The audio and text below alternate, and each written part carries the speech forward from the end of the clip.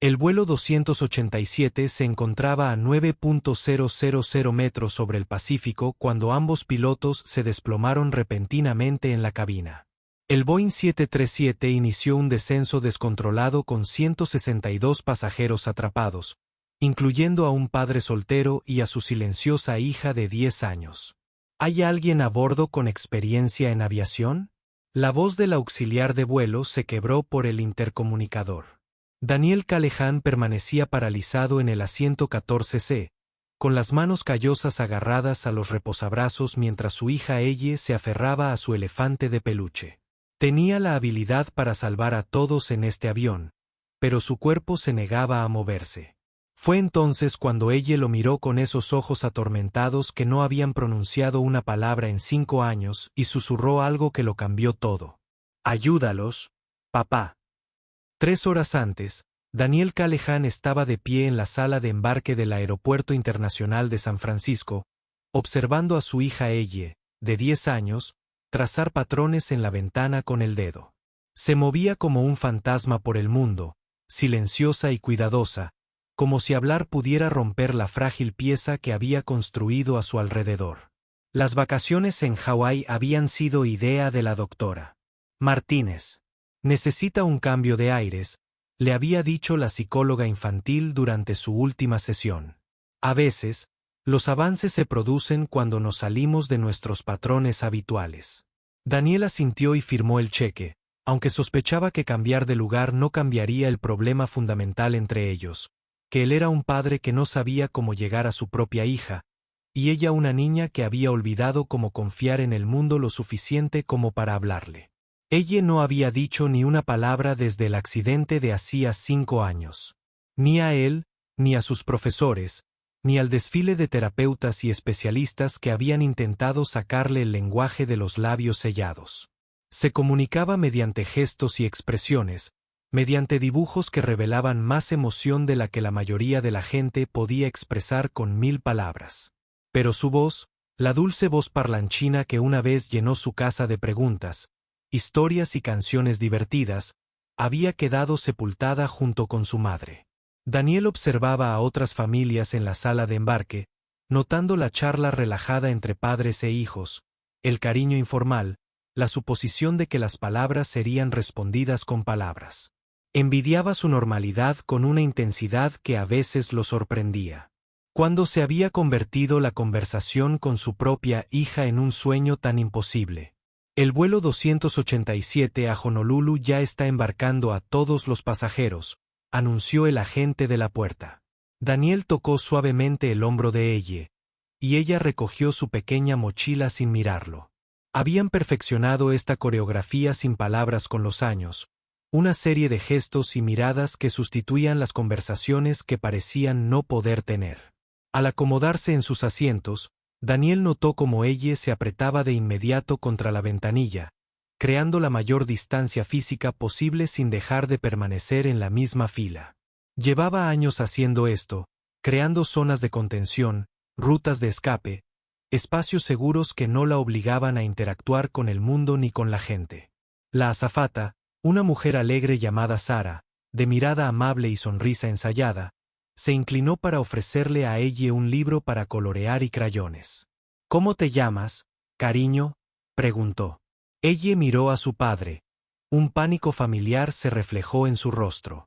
Daniel había aprendido a reconocer esa expresión, el momento en que Elle se dio cuenta de que el mundo adulto esperaba algo de ella que no podía darle. «Se llama Elle», dijo Daniel en voz baja. «No habla mucho».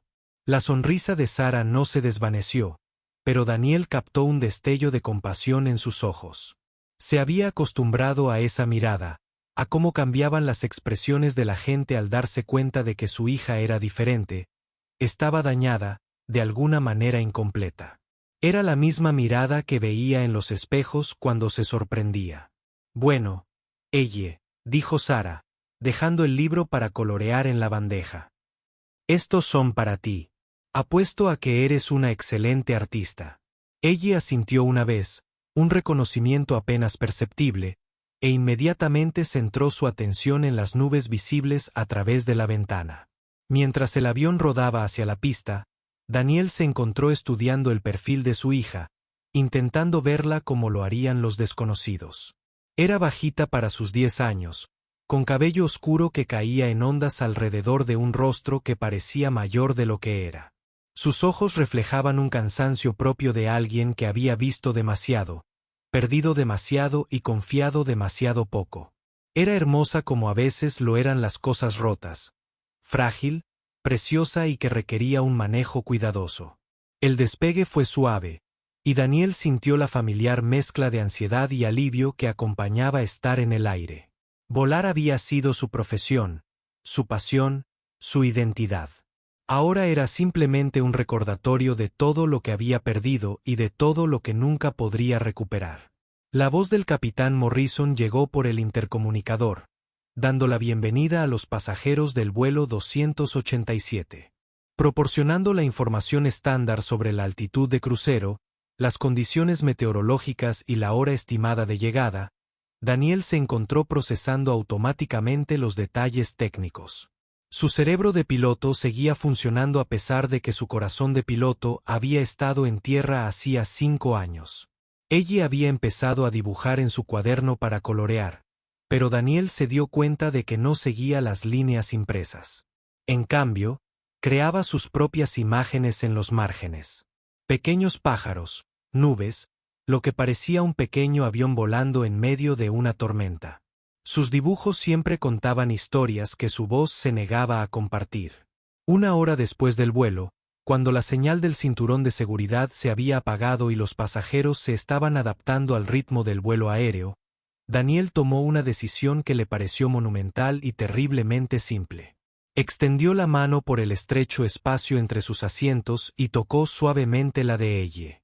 Ella levantó la vista, sorprendida por el contacto inesperado. «Lo siento», dijo Daniel en voz baja, su voz apenas audible por encima del ruido del motor.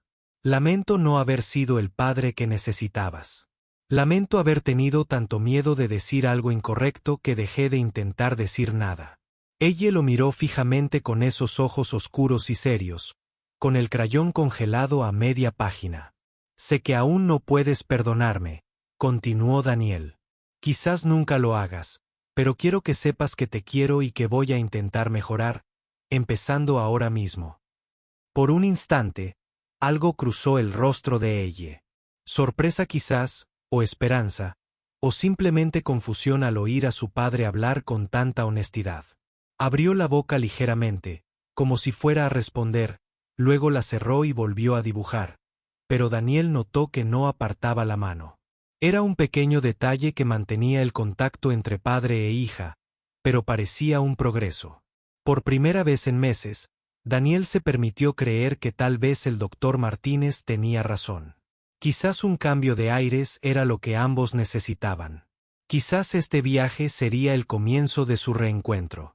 No podía imaginar que en menos de 2 horas sus vidas cambiarían de tal manera que sus problemas de comunicación parecerían insignificantes en comparación. No podía prever que las mismas habilidades que había pasado 5 años intentando olvidar se convertirían en lo único que se interpondría entre su avión y el desastre. En ese momento, Daniel solo supo que la pequeña mano de su hija seguía tocando la suya. Y por primera vez en mucho tiempo, eso parecía suficiente. La emergencia médica comenzó tan sutilmente que la mayoría de los pasajeros no notaron nada inusual al principio. El capitán Morrison se sentía un poco cansado durante las revisiones previas al vuelo, pero lo atribuyó a la salida tan temprana de la mañana y a demasiado café y muy poco sueño. La primera oficial Janet Chen había mencionado un leve dolor de cabeza durante el ascenso a la altitud de crucero, pero los dolores de cabeza eran comunes en su profesión, un efecto secundario de los cambios de presión y los horarios irregulares. Ninguno de los pilotos se dio cuenta de que habían estado expuestos al monóxido de carbono debido a un sistema de calefacción defectuoso durante los preparativos previos al vuelo. El gas insípido había estado filtrándose en las zonas de la tripulación durante horas, acumulándose lentamente en el torrente sanguíneo hasta alcanzar niveles críticos. El capitán Morrison fue el primero en perder el conocimiento. Simplemente se desplomó hacia adelante en su asiento durante lo que debería haber sido un vuelo nivelado rutinario a 30.000 pies. La primera oficial Chen tuvo el tiempo justo para darse cuenta de que algo andaba mal antes de desplomarse también, con la mano deslizándose fuera de los controles al quedar inconsciente. En la cabina de pasajeros, la primera señal de problemas fue un sutil cambio en la actitud del avión. El morro comenzó a descender ligeramente y los pasajeros sintieron esa sensación familiar de que se les subía el estómago, la sensación que se siente en un ascensor que va demasiado rápido. La azafata Sara Martínez estaba sirviendo bebidas en la cabina delantera cuando notó el cambio. 23 años de vuelo le habían dado una comprensión instintiva de los patrones normales de vuelo, y algo en el movimiento del avión le parecía extraño. Dejó su carrito de servicio y se dirigió rápidamente a la cabina. La puerta de la cabina estaba cerrada, como lo exigían los protocolos de seguridad posteriores al 911. Sara usó su llave para abrirla, esperando encontrar a los pilotos lidiando con algún pequeño problema técnico. En cambio, encontró al capitán Morrison y al primer oficial Chen inconscientes en sus asientos, con el piloto automático luchando por mantener el vuelo nivelado mientras el morro del avión seguía bajando. «Dios mío», susurró Sara, e inmediatamente activó el intercomunicador. Su entrenamiento se activó, superando su pánico con años de procedimientos de emergencia. «Damas y caballeros, tenemos una emergencia médica en la cabina», anunció, intentando mantener la voz firme. «Si hay alguien a bordo con experiencia en aviación, por favor, identifíquese de inmediato». La respuesta fue inmediata y aterradora. Una oleada de miedo recorrió la cabina como una ola. Los pasajeros comenzaron a mirar a su alrededor frenéticamente. Algunos de pie en los pasillos, otros agarrándose a los reposabrazos al comprender la realidad de su situación. «¿Qué quiere decir con emergencia médica?», preguntó un hombre en primera clase. «Nos vamos a estrellar». Una mujer en la parte de atrás empezó a llorar. Los niños comenzaron a percibir el miedo de sus padres y sus voces se unieron al creciente coro de pánico que amenazaba con inundar la cabina. Daniel sintió el cambio en el patrón de vuelo de la aeronave de inmediato.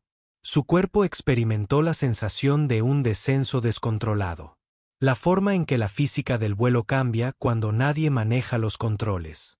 Sus instintos de piloto, latentes durante 5 años, resurgieron de repente con una claridad cristalina. Podía salvarlos. Sabía exactamente qué hacer. Tenía la experiencia y el conocimiento para tomar el control de la aeronave y guiarla de regreso a la tierra de forma segura. Pero al empezar a desabrocharse el cinturón de seguridad, los recuerdos lo golpearon como un puñetazo. No era solo el accidente en sí lo que lo atormentaba. Era la decisión que lo precedió. 5 años atrás, mientras volaban su pequeño Cessna con un tiempo cada vez peor, Daniel había visto la tormenta que se avecinaba. Tuvo una clara oportunidad de desviarse a un aeropuerto cercano para aterrizar con seguridad y esperar a que pasara. Pero Sara dormía plácidamente en el asiento de atrás, y ella, de 6 años, estaba acurrucada con su manta favorita, ambas confiando plenamente en que él las llevaría a casa. Volvió a mirar sus rostros tranquilos y decidió seguir adelante. Solo un poco más, se dijo, solo hasta la siguiente ventana despejada. Se convenció de que era por su comodidad, para evitar despertarlas con un aterrizaje inesperado. Pero esa única decisión, tomada por lo que él creía amor, selló su destino.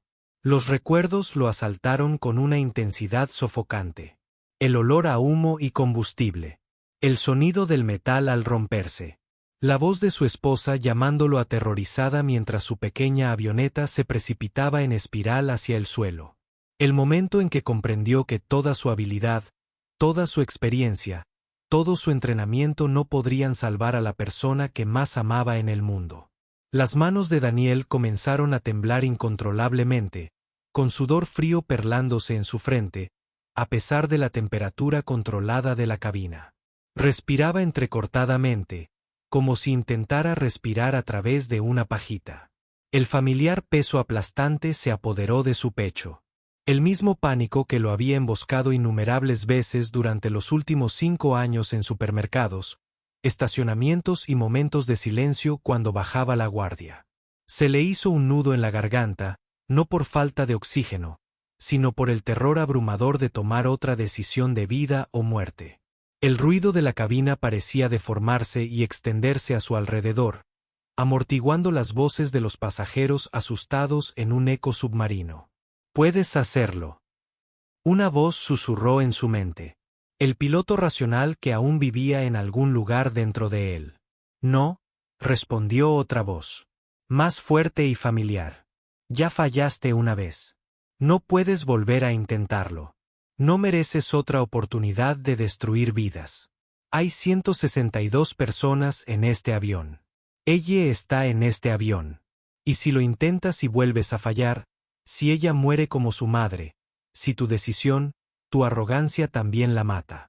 La batalla interna se desataba mientras los preciosos segundos pasaban.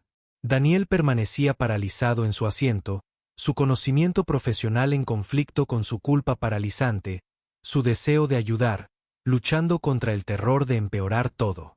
A su alrededor, los pasajeros comenzaban a entrar en pánico al hacerse evidente la realidad de su situación. Pero Daniel seguía atrapado en su propio infierno de indecisión.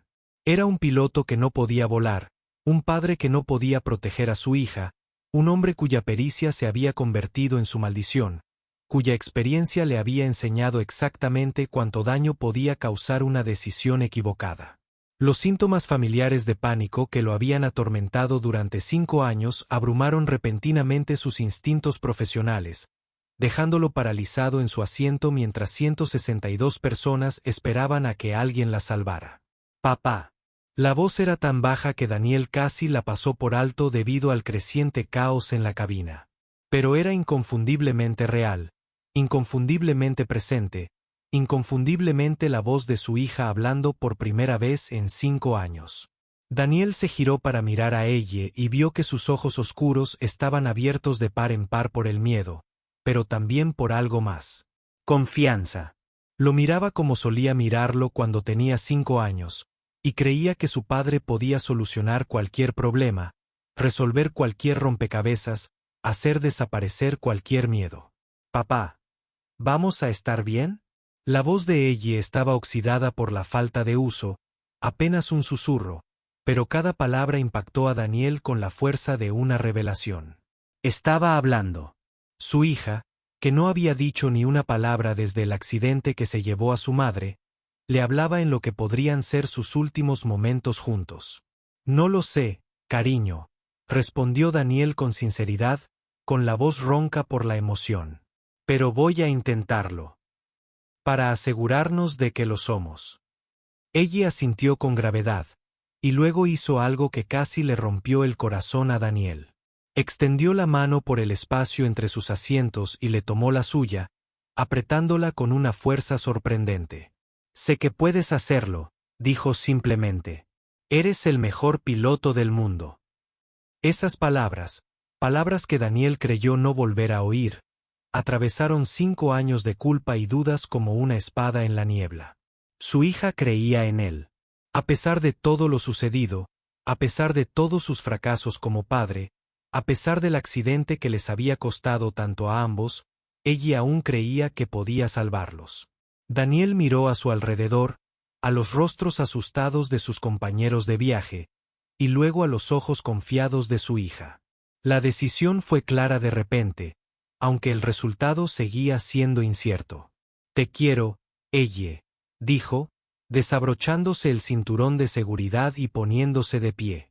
«Yo también te quiero, papá», respondió ella, y le sonrió por primera vez en años.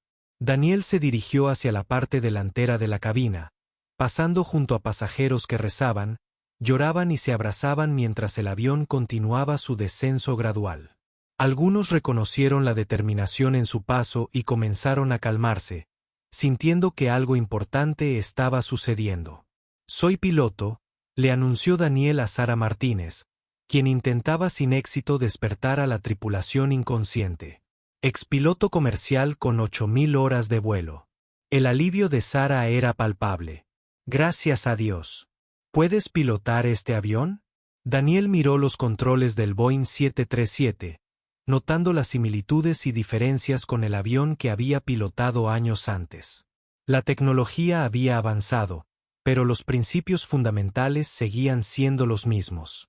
Sí, dijo, acomodándose en el asiento del capitán. Pero voy a necesitar ayuda del control de tierra y necesito que mantengas a los pasajeros tranquilos. Mientras Daniel, cuando sus manos tocaron los controles de vuelo por primera vez en 5 años, sintió un cambio en su interior. El terror que lo había paralizado momentos antes seguía ahí, pero ahora lo compensaba algo más fuerte, un propósito. No solo intentaba salvarse a sí mismo, ni siquiera a su hija. Era responsable de 162 vidas, y esa responsabilidad le dio la fuerza para superar su propio miedo. Seattle Center. Aquí el vuelo 287 declarando una emergencia. Daniel habló por la radio. Ambos pilotos están inconscientes y tengo un pasajero con experiencia en aviación a los controles. La respuesta fue inmediata y profesional. Vuelo 287. Aquí Seattle Center. Indique sus cualificaciones e intenciones. Soy un expiloto comercial con 8.000 horas, principalmente en 737. Daniel respondió, con la voz cada vez más firme. Necesito vectores para el aeropuerto adecuado más cercano y asistencia con los procedimientos de aproximación. Recibido. Vuelo 287. Le mostramos actualmente en el nivel de vuelo 280 y descendiendo. ¿Puede mantener? ¿Vuelo nivelado? Daniel examinó los instrumentos, familiarizándose rápidamente con los sistemas de la aeronave. El piloto automático seguía activado, pero luchaba por mantener la altitud mientras el peso del piloto inconsciente presionaba los controles. Afirmativo, Seattle Center. Desactivaré el piloto automático y tomaré el control manual. Cuando Daniel tomó el control del yugo, sintió que la aeronave respondía a sus órdenes. Era como andar en bicicleta. El recuerdo muscular seguía ahí, enterrado bajo años de culpa y miedo, pero no olvidado. Detrás de él, podía oír a Sara Martínez dirigiéndose a los pasajeros por el intercomunicador. Damas y caballeros, tenemos un piloto cualificado a los controles. Por favor, mantengan la calma y sigan todas las instrucciones de la tripulación. Los próximos 40 minutos serían los más largos de la vida de Daniel. Bajo la guía del control de tráfico aéreo y con un equipo de ingenieros de Boeing brindándole soporte técnico por radio, tendría que guiar la aeronave a través de una serie de procedimientos complejos que salvarían a todos a bordo o asegurarían que sus últimos momentos transcurrieran juntos. Pero como mientras el vuelo 287 iniciaba su cuidadoso descenso hacia el Aeropuerto Internacional de Seattle-Tacoma, Daniel se encontró pensando no en los desafíos técnicos que se avecinaban, sino en la voz de su hija que le decía, sé que puedes hacerlo. Por primera vez en 5 años, Daniel Callahan creyó que tal vez tenía razón. La aproximación al Aeropuerto Internacional de Seattle-Tacoma fue diferente a todo lo que Daniel había experimentado en sus años como piloto comercial. Cada decisión era analizada minuciosamente por controladores de tráfico aéreo, ingenieros de Boeing y equipos de respuesta a emergencias en tierra. El peso de la responsabilidad era enorme, pero era diferente de la abrumadora culpa que había cargado desde el accidente de hacía 5 años. Esta vez, no estaba solo con su miedo. Vuelo 287, aquí Seattle Center. Los estamos orientando para una aproximación directa a la pista 16 izquierda. El tiempo está despejado con vientos suaves. El equipo de emergencia está listo. Recibido. Seattle Center, respondió Daniel, con voz firme y profesional. El ritmo familiar del piloto. La comunicación con el controlador estaba volviendo a él. La memoria muscular superando al pensamiento consciente. En la cabina de pasajeros, Sara Martínez y su tripulación se preparaban para lo que esperaban fuera un aterrizaje rutinario, pero estaban listos para una evacuación de emergencia si fuera necesario. Se había indicado a los pasajeros que revisaran las tarjetas de seguridad, localizaran las salidas más cercanas y se prepararan para la evacuación cuando se les ordenara. Pero fue la voz de ella la que interrumpió la charla técnica y los procedimientos de emergencia, llegando a su padre en la cabina a través de la puerta abierta. «Papá, puedo ver el aeropuerto», gritó, con la cara pegada a la ventana. «Las luces parecen estrellas». Daniel sonrió a pesar de la gravedad de la situación. Su hija no solo volvía a hablar, sino que compartía sus observaciones con él, algo que no había hecho desde antes del accidente. El sonido de su voz fue como una medicina para una herida que creía que nunca sanaría. Vuelo 287, tiene autorización para aterrizar, pista 16 izquierda. Mantenga la velocidad de aproximación actual y llame al campo a la vista. Campo a la vista. Vuelo 287. Autorizado a aterrizar en la pista 16 izquierda. Daniel confirmó. Y luego añadió, Centro de Seattle, quiero agradecerle su ayuda. Su guía ha sido excepcional. Entendido, vuelo 287. Han hecho un trabajo excepcional allá arriba. Traigan a todos a casa sanos y salvos. A medida que la pista se hacía más grande en el parabrisas, Daniel sintió una calma que lo había eludido durante años. No se trataba de borrar el pasado ni de fingir que el accidente no había ocurrido. Se trataba de seguir adelante, de ser el hombre que su hija necesitaba que fuera ahora mismo, en este momento. El aterrizaje. Fue perfecto, un suave aterrizaje seguido de un frenado suave y un rodaje hasta la puerta donde los vehículos de emergencia esperaban con las luces encendidas. Cuando el avión se detuvo por completo, la cabina de pasajeros estalló en aplausos y vítores. Daniel permaneció en el asiento del piloto un momento, con las manos aún en los controles, sin poder creer lo que acababa de suceder. Había aterrizado un avión comercial sano y salvo con 162 personas a bordo.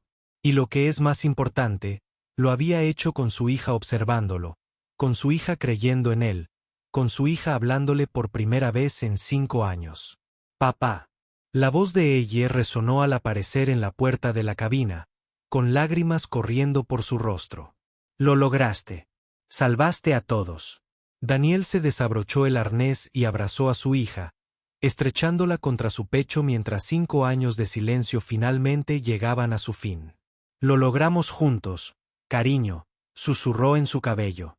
«Nos salvamos mutuamente mientras el personal médico de emergencia subía al avión para atender a los pilotos inconscientes y los pasajeros comenzaban a descender del avión con gratitud y alivio evidentes en sus rostros. Daniel y ella permanecieron abrazados en la cabina. «Papá», dijo ella en voz baja, con la voz aún áspera por años de desuso, pero cada vez más fuerte con cada palabra. «Siento haber dejado de hablarte. Tenía mucho miedo después de que mamá muriera, y pensé que si no decía nada, tal vez no pasaría nada malo». Daniel se apartó para mirar a su hija a la cara, viéndola con claridad por primera vez en años, no como una niña dañada que necesitaba ser curada, sino como una niña valiente que había estado cargando con su propio miedo y culpa. «No tienes nada de qué disculparte», dijo con firmeza. «Debería haber estado ahí para ti de una manera que te hiciera sentir segura. Debería haberte mostrado que hablar no hace que pasen cosas malas. A veces es lo único que puede mejorarlas». Ella asintió solemnemente y luego sonrió, una sonrisa sincera que transformó todo su rostro y le recordó a Daniel a la niña habladora y segura de sí misma que había sido antes de que la tragedia cambiara sus vidas. «¿Podemos irnos a casa ya?», preguntó. «Sí», dijo Daniel, dándose cuenta de que por primera vez en 5 años, la palabra hogar se sentía como algo que podían construir juntos en lugar de algo que habían perdido para siempre. «Vámonos a casa». Mientras bajaban juntos del vuelo 287, de la mano, Daniel sabía que su historia estaba lejos de terminar. Habría sesiones de terapia, conversaciones difíciles y contratiempos en el camino. Pero habían cruzado el umbral más importante.